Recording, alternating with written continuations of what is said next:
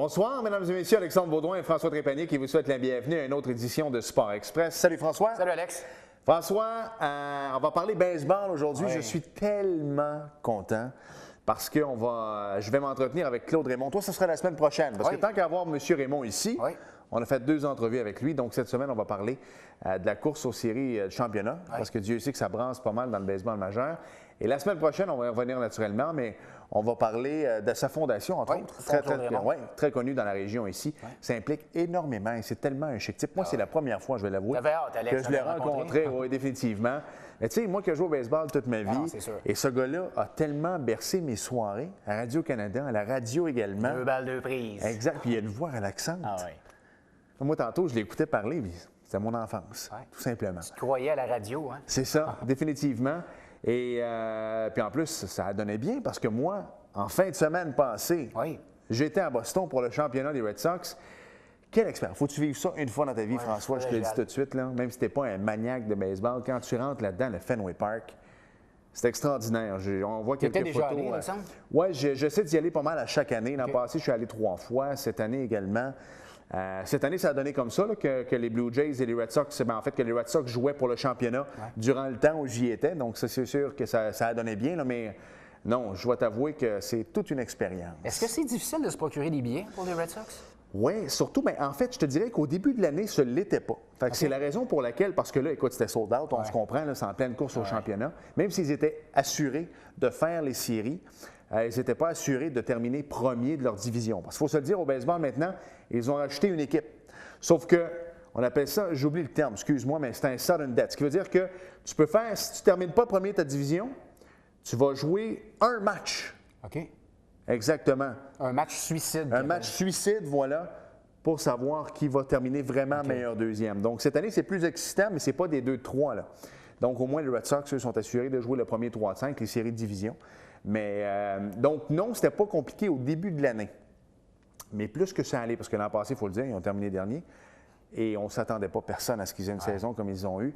Non, mais plus que ça allait dans l'année, plus que c'était impossible. Mais les sites de revente, pour vrai, Bob, t'as-tu déjà entendu parler? Oui, ce que je m'en allais dire, c'est que tes billets, d'après moi, si tu n'avais pas pu y aller... Non, ça aurait été, c'est ça, ça aurait été impossible. Ça aurait été genre le billet que tu aurais acheté 200 $ probablement. J'étais en arrière, mais au Fenway Park, tu vois bien de partout. C'est ça, on a vu tes photos, ça avait l'air bien. C'est ça, t'es bien de partout. C'est sûr que j'ai l'air plus haut de la façon que, tu sais, avec des iPhones, t'es pas... Mais non, j'étais quand même bas, j'étais derrière, bien, pas derrière la clôture, j'étais pas dans les bleachers. Mais pour vrai, en tout cas, je vais vous faire entendre quelque chose, OK? Je prends 10 secondes, tu as déjà entendu le Sweet Caroline. Oui. Écoutez ce que ça donne. J'ai enregistré les 7 dernières secondes de la chanson. C'est assez incroyable.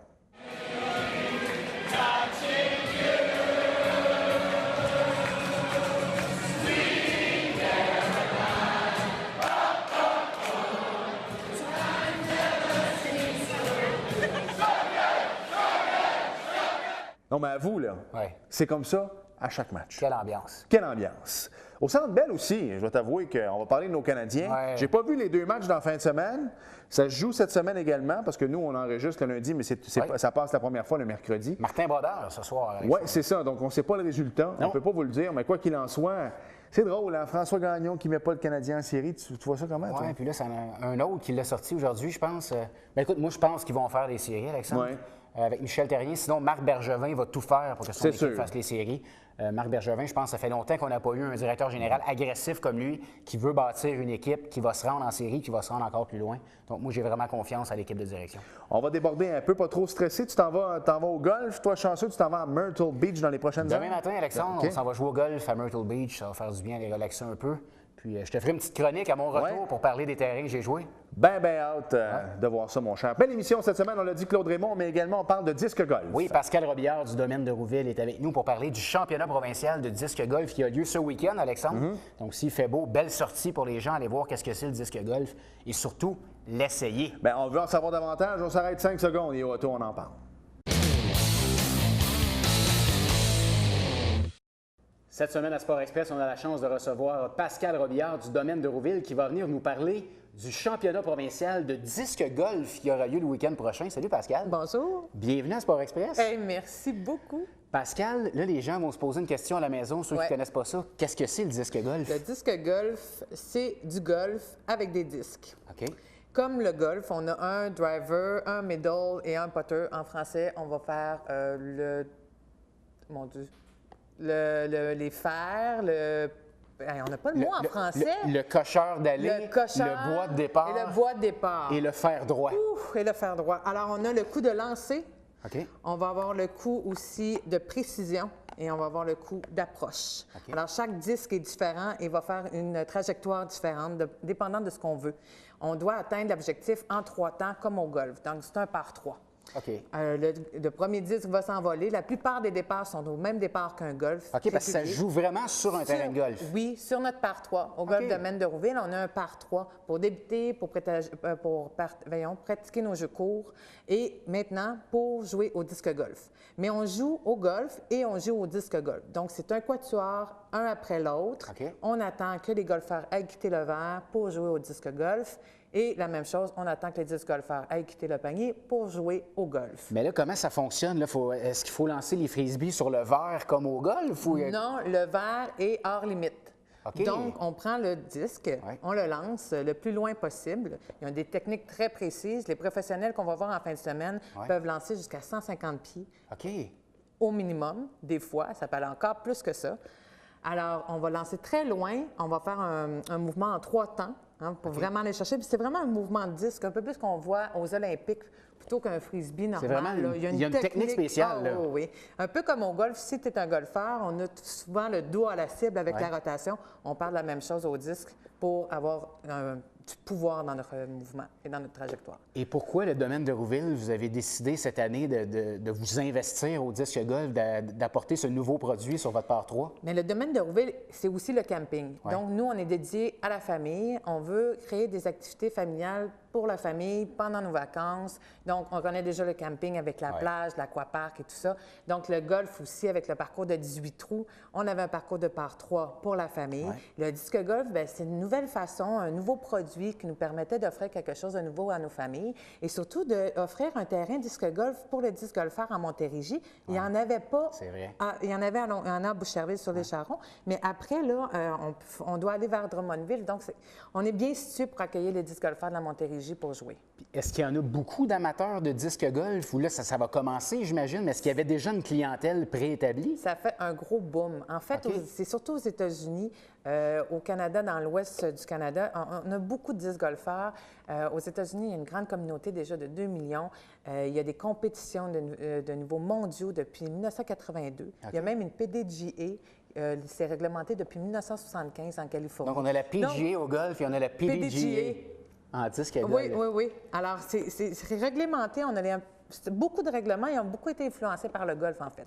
Donc, puis il faut atteindre la cible en 3 temps. Donc, on a une normale 36 parce que la particularité, c'est qu'on a 12 paniers sur le parcours de par 3. Et le par 3, il y a 9 trous de golf. Donc, il y a 3 paniers de plus en disque golf.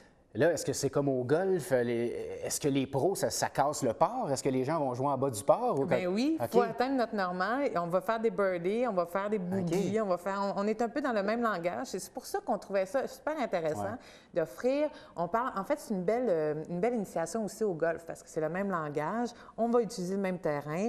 On va utiliser un peu les mêmes techniques, mais aussi la même pensée, comment atteindre l'obstacle, comment je vais pouvoir... Il va falloir... Les professionnels arrivent avec une boîte de 18 disques différents. Donc, chaque disque a une trajectoire différente. Donc, il faut réfléchir à comment j'attaque, comment je m'adresse au trou ou au panier. Là, vous recevez le championnat provincial québécois. Tout de suite, là, comment ça se fait que c'est le domaine de Rouville qui a été choisi? J'imagine que c'est pour la qualité du terrain. Oui, en fait aussi, c'est leur 5e année. C'est une OSBL, le championnat provincial de disque golf. Il y a déjà le Disque Tour, qui est un tour de 10 segments pendant tout l'été sur d'autres parcours. Là, on est rendu à notre 12e parcours au Québec. Donc, il y en a déjà 3 sur un terrain de golf, mais sinon, il y en a dans les parcs et tout ça, à Mirabel, entre autres. Et puis, le disque, en fait, c'est une nouvelle équipe et il se reforme une équipe là, principalement pour le 5e anniversaire du championnat. Et nous sommes allés chercher Oasis. Oasis est fier présentateur, commanditaire principal pour le championnat qui va être en lieu en fin de semaine. Le domaine de Rouville est une place de choix pour 2 raisons. Il y a le parcours de 12 paniers qui est en place pour les amateurs, les récréatifs, femmes et juniors. Okay. Et là, pour les avancés, on a fait un parcours sur le parcours Richelieu de 9 trous qui est présentement fermé pour le golf et que pour en fin de semaine, on fait un parcours de disque golf. Donc, ça va être un parcours très particulier pour les disc golfeurs. Des créateurs, en ce moment, on nous dit que c'est un des plus beaux au Canada parce que c'est long. On va jouer sur un vrai 9 trous de golf. Fait que là, on va avoir des rivières à traverser, on va avoir là, des beaux défis, là, on va avoir des 500 verges à faire. Là, est-ce que c'est ouvert au public si les gens veulent aller voir ça? Est-ce que les gens peuvent aller... Les gens peuvent venir voir, mais je vous invite aussi à venir essayer. Si vous n'avez pas essayé encore le disque golf, samedi, le parcours sur le par 3 va être pris par la compétition, mais le dimanche, il va y avoir de la place. Donc, j'invite les gens, si ça vous tente de voir des professionnels et venir essayer le disque golf, la journée dimanche, ça va être une très belle journée pour ça. Est-ce que ça coûte cher, Pascal? Quelqu'un qui va aller jouer au disque golf, c'est un petit peu moins cher que le golf, j'imagine? Bien oui. En fait, sur le par 3, avec la location des disques, quand vous arrivez, on vous prête un sac avec 3 disques. Okay. Donc, ça vous permet de bien comprendre et de bien expérimenter. Il y a 2 paniers de pratique en avant du chalet pour se pratiquer. Et ensuite de ça, il y a une carte de jeu aussi juste pour les disques golfeurs. Okay. Pour aller faire le parcours, ça va être 12 $ par personne, la location est incluse. Très abordable. C'est super abordable. Pascal, rapidement, si on parlait du terrain de golf domaine de Rouville, le 18 trous, c'est de toute beauté. Je l'ai joué cette année. Si on avait à décrire le terrain aux gens, qu'est-ce qui fait sa renommée? Bien, il y a 2 choses particulières, c'est les 2 montagnes. On a vraiment un super beau territoire entre la montagne Rougemont et la montagne Saint-Hilaire. Là, on se sent complètement dépaysé, c'est magnifique. Il y a aussi une rivière qui va passer 8 fois sur notre parcours. Oui, mais c'est un super beau défi. À chaque fois, il y a comme une fierté de pouvoir traverser ces défis-là. Les verres, des super beaux verres, il y en a plusieurs en assiette inversée. C'est des gros défis, mais proches des rivières. Fait qu'on a vraiment des beaux moments, des bons défis pour les golfeurs. Mais surtout, c'est large aussi, c'est avec des arbres matures tout le long. Donc, c'est très féerique.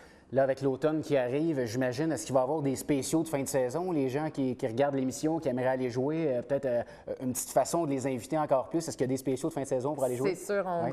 Cette année, on vend des 10 parties qui vont être transférables en 2014. Okay. Ça, c'est super bien. On a un spécial de 10 parties à 25 $, sans voiturette, puis 375 avec voiturette. Mais ça va être transférable en 2014. Et surtout, on vous invite à regarder nos spéciaux. En fait, ça va être nos nouveaux forfaits d'abonnement. On prépare des choses super intéressantes pour 2014. Ils vont être en ligne dans les prochaines semaines. Je vous invite d'aller voir le site du domaine de Rouville.com pour voir les détails. Puis en terminant, je pense que les gens qui vont arriver un petit peu plus tôt avant leur partie, il y a un très beau champ de pratique. Hein? Oui. Est-ce que tu l'as essayé, François? Je ne l'ai pas essayé, mais je l'ai vu. OK. En plus, il y a quelque chose de particulier, c'est qu'on a même une trappe de sable dans notre champ de pratique pour préparer pour nous pratiquer dans nos sorties de sable. D'aller. Donc ça, c'est quelque chose de particulier. Il y a il y a 2 verres de pratique, 2 trappes de sable de pratique. Et en fait, le champ de pratique est sur vrai gazon tout le temps. Tout en gazon naturel. Hein? Oui. Bien, Pascal, écoute, premièrement, c'est un rendez-vous le week-end prochain pour le championnat québécois provincial de disque golf. Absolument. Donc, les gens vont pouvoir aller voir comment ça fonctionne et ça va vous donner le goût de jouer. Et deuxièmement, c'est l'occasion en or cet automne d'aller pratiquer votre sport favori, qui est le golf, au domaine de Rouville à Saint-Jean-Baptiste. Bien, Pascal Robillard, merci beaucoup d'être passé à Sport Express. Ça m'a fait vraiment plaisir.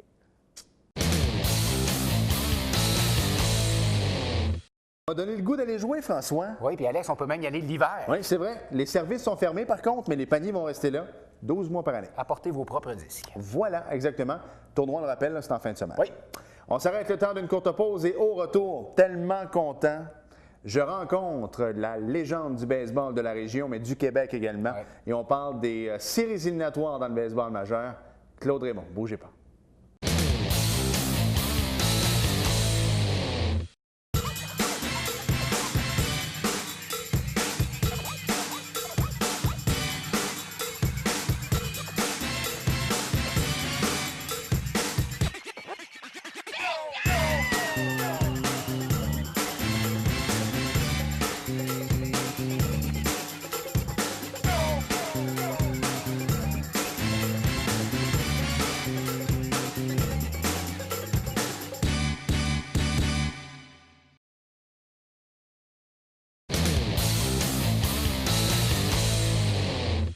Tellement content cette semaine parce qu'on parle de baseball et des courses aux séries éliminatoires, mais également on parle avec notre légende bien à nous ici au Québec, Claude Raymond. Claude Raymond, bonsoir. Bonsoir. Merci de l'invitation. Claude, cette année, ça a été une belle année parce qu'on a rajouté des équipes, hein, parce qu'il faut le dire, au niveau du baseball majeur pour les courses au championnat.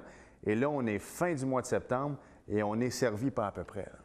Ah, il y a du baseball extraordinaire. Moi, j'en regarde 3-4 par soir, là, parce qu'il y a tellement de clubs qui sont impliqués. Parce que Bud Selig a peut-être fait des choses qui n'étaient pas très, très bonnes dans le baseball, mais ça c'est un bon coup parce que, premièrement, au mois de septembre, avant, là, quand on arrivait à faire du travail, les assistances tombaient, puis là, il n'y avait plus d'intérêt. Tandis qu'aujourd'hui, il y a encore des équipes qui ont de l'intérêt. Même Washington, il était au début de septembre, il était à 10-12 matchs en arrière. Là, ils sont à 4-5 matchs en arrière. Il y avait encore de l'espoir, puis là, ça attire plus de monde. Alors, les assistants sont à la hausse partout, mais quelle course au championnat qui se dessine un peu partout. Là. Parce que moi, j'arrive de Boston en fin de semaine. Chanceux. Oui, pas mal chanceux, mais c'est ce qu'on disait en donc, Claude, c'est que dans le fond, quand on a acheté les billets, nous, on s'attendait à voir, même si je suis un fan des Red Sox, on s'attendait plutôt à ce que ce soit le contraire. À ce que ce soit les Blue Jays qui, en début de saison, du moins, qui réussissent à parvenir justement aux séries éliminatoires. Mais quel match! Est-ce qu'ils jouent au-dessus de leur tête, les Red Sox, ou c'est vraiment du bon baseball? Non, c'est du bon baseball. Ils ont des bons lanceurs, ils ont fait des acquisitions clés. Saltalamacchia connaît une très, très bonne saison. Les Braves l'avaient, est allé aux Rangers du Texas. Là, il arrive à Boston, puis il était comme ci, comme ça. Mais là, cette année, là, je trouve qu'il est bien meilleur comme receveur, puis il frappe des deux côtés, puis il a tout près de 20 circuits. Pedroia, c'est la clé de cette équipe-là. C'est un petit bulldog, puis il est toujours sur les buts. Défensivement, il plonge partout, il est toujours en vie. Middlebrooks, il n'a pas joué régulièrement cette année. Ils ont commencé la saison, il l'a envoyé des mineurs. Là, il est revenu, il fait bien. Mais moi, ce qui m'inquiète chez eux, là, les Red Sox, c'est Ellsbury qui est blessé. Il a eu une fracture à un pied. Est-ce qu'il va. Là, ils nous disent qu'il va pouvoir jouer là, en fin de semaine. Est-ce qu'il va être assez à point pour pouvoir jouer dans les éliminatoires? Je ne sais pas. Ça, c'est un gros moins s'il n'est pas là. Tu sais, si on regarde juste la différence entre les Yankees de New York, où c'est une équipe tellement remplie de classe, et là, les Red Sox, c'est un running gag. Là-bas, là, les Barbes et tout ça, ils se sont donné un mandat. Ils se sont donné le mandat de remporter la Série mondiale. C'est sûr que c'est leur but. Puis les Barbes, c'est un genre de bonnes œuvres qu'ils vont faire. C'est ça, exactement. Ils vont donner ça à un hôpital là, dans le bout de Boston. Puis quand la saison va être finie ou les éliminatoires vont être finis, ils vont passer puis ils vont tous se raser ça. Là. Je regardais jouer les Blue Jays en fin de semaine. Eux, on le sait, leur saison est terminée. Claude, vous qui avez été un joueur de baseball professionnel, c'est sûr qu'aujourd'hui, je regardais surtout José Reyes, vous allez me dire, il y a 15 millions de bonnes raisons de jouer à la balle. Mais comment on fait pour se concentrer à une semaine de la fin du calendrier pour essayer de jouer au baseball? Est-ce que les gars, leur instinct revient tout simplement lorsqu'ils embarquent sur le terrain? Comme vous, par exemple, si vous saviez que l'équipe, les Braves, était éliminée à l'époque, comment on faisait pour se présenter au parc? Tu veux pas mal paraître, là. Tu veux donner de tout ce que tu as, comme c'est le cas tout le temps, là. Mais je regarde Laurie. Laurie, c'était sa J. Avant, il était comme une girouette. Là. Dès qu'il y avait une petite affaire qui ne fonctionnait pas, on aurait dit qu'il paniquait. Là, il est plus calme. Ça, c'est un bon point. Il y a beaucoup de blessés là, chez les Blue Jays, mais moi, je trouve que ça donne une chance à des jeunes. Puis c'est les jeunes là, qui sont là qui aident l'équipe à gagner. Ouais. Alors, Bautista et Encarnacion sont blessés. Bien, ils gagnent des matchs quand même. C'est sûr qu'il n'y a plus de pression. Mais on joue pour avoir des contrats pour l'année prochaine. Puis c'est sûr que Toronto vont faire un paquet d'échanges au cours de l'hiver parce qu'ils ne peuvent pas revenir avec la même liste de paye qu'ils ont là puis les mêmes résultats.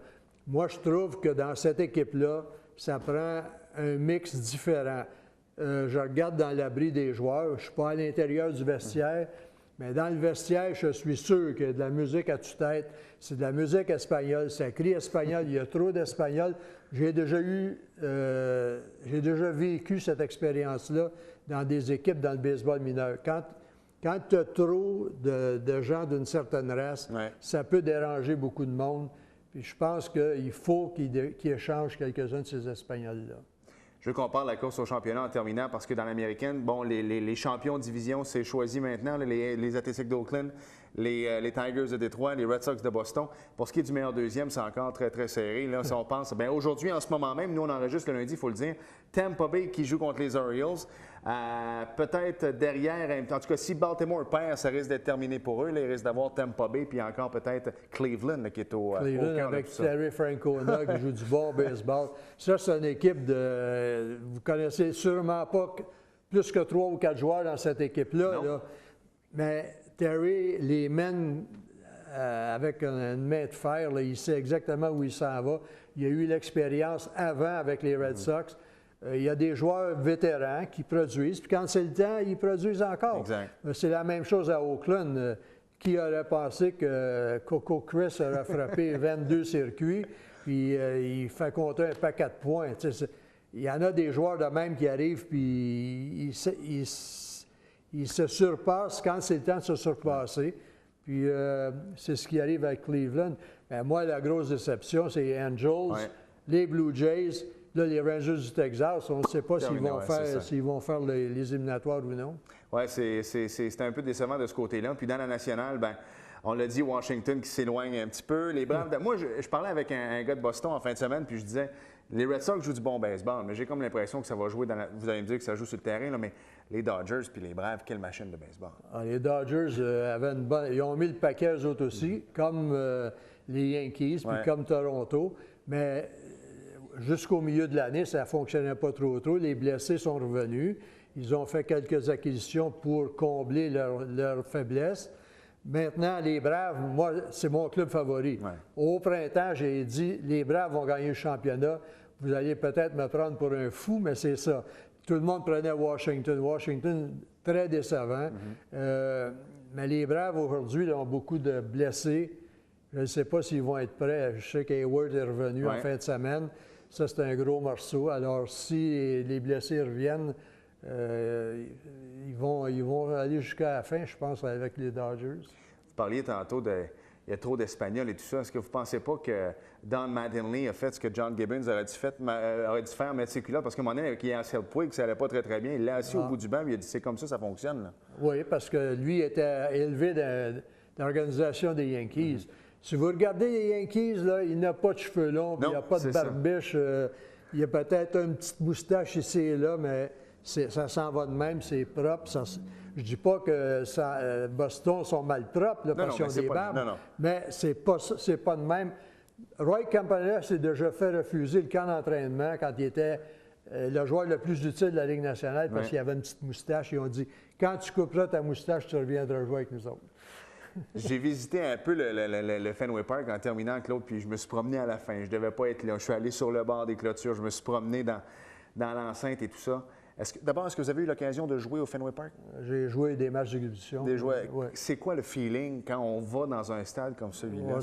Ça sent le baseball. C'est comme le Wrigley Field. Puis tu penses juste baseball, comme l'ancien Yankee Stadium. Ouais. Je ne suis pas allé au nouveau, mais j'ai été dans l'ancien. Puis là, les souvenirs te passent par la tête. Ted Williams, Yastrzemski, Longborg, un après l'autre. Carlton Fisk, c'est comme un film que tu vois devant toi. C'est imaginaire, là, mais c'est vraiment spécial de se présenter dans des stadiums comme ça. Ouais. Puis là, le Yockey Way, la rue Yockey, c'est l'ancien propriétaire. Là, il ferme ça quand les matchs arrivent. Puis là, c'est le free-for-all. Là. Tu vas manger là-dedans, puis tu vas dépenser ton argent au magasin de souvenirs. Exactement. Il y en a des souvenirs. Mais c'est incroyable. Une balle de baseball autographiée, 400$ à peu près. C'est assez... non, ils font de l'argent avec ça. La mienne, elle ne vaut pas si cher que ça. Moi, t'en vendre, moi, à 100$. Bon, j'aime ça. Rapidement, en terminant, vos choix dans la nationale, dans l'américaine, puis les séries mondiales, ça vaut ce que ça vaut, là, mais... Moi, je pense que ça va être les Dodgers. Ouais. Et puis, j'aimerais bien que ce soit les Red Sox. Aussi? Ça ferait... En tout cas, 2 gros marchés seraient excellents pour la télévision. Ah, ça serait excellent, mais pour nous, ça va être du bon baseball. Claude Raymond, merci énormément. Le plaisir est le mien.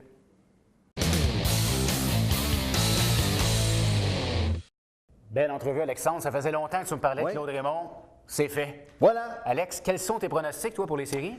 Moi, comparativement, M. Raymond, dans la nationale, j'y vais avec les Braves d'Atlanta et dans l'américaine, je m'en fous. Les Red Sox sont là, c'est mon équipe. Alors, je vais avec les Red Sox, mais j'ai comme l'impression que Les Braves vont remporter la Série mondiale. Si ce n'est pas les Braves, ce sera les Dodgers, là, mais ça va se gagner dans la Ligue nationale. On s'arrête le temps d'une courte pause. Puis au retour, il y avait du NASCAR en fin de semaine. Pareil. Il y a encore du NASCAR la semaine prochaine. L'autre semaine. L'autre semaine. L'autre semaine. L'autre semaine.